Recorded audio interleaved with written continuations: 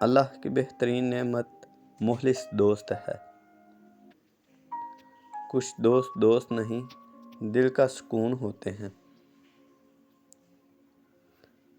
دوستی عام ہے، لیکن اے دوست ملتا ہے بڑی مشکل سے۔ دعوے دوستی کے مجھے نہیں آتے یار، ایک جان ہے جب دل چاہے مانگ لینا۔ یہاں قدم قدم پر نئے فنکار ملتے ہیں، لیکن قسمت والوں کو سچے یار ملتے ہیں۔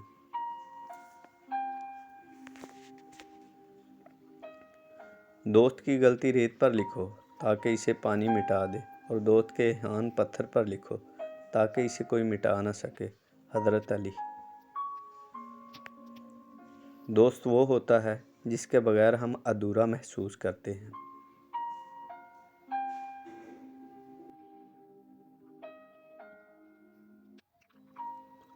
حضرت علی رضی اللہ تعالیٰ عنہ نے فرمایا، دوستی کا بھرم صرف وہ لوگ رکھ سکتے ہیں جن کے وجود میں سمندر جتنا دل ہوتا ہے۔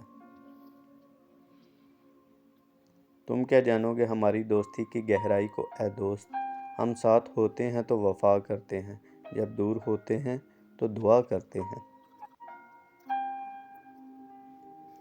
دم نہیں کسی میں کہ مٹا سکے ہماری دوستی کو، زنگ تلواروں کو لگتا ہے، جگری یاروں کو نہیں۔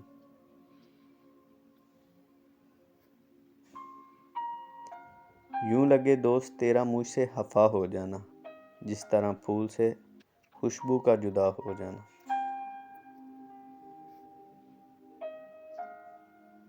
اس سے پہلے کہ بے وفا ہو جائیں، کیوں نہ اے دوست ہم جدا ہو جائیں۔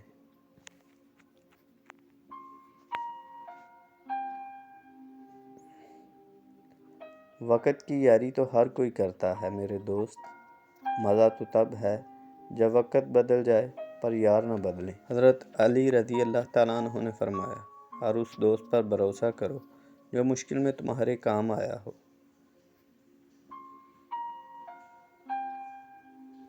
دوست ہو یا پرندہ، دونوں کا آزاد چھوڑ دو۔ لوٹ آیا تو تمہارا، نہ لوٹ کے آیا تو تمہارا کبھی تھا ہی نہیں۔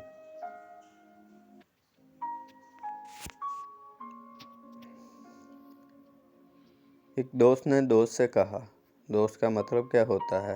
دوست نے مسکرا کر کہا، پاگل ایک دوست ہی تو ہے جس کا کوئی مطلب نہیں ہوتا، اور جہاں مطلب ہو وہاں دوست نہیں ہوتا۔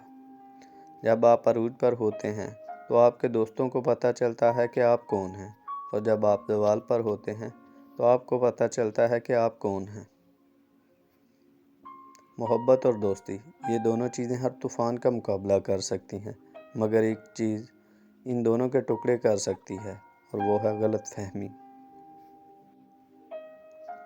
ایسے دوست سے ہاتھ دھو لینا بہتر ہے جو تیرے دشمنوں کے ساتھ بیٹھتا ہو۔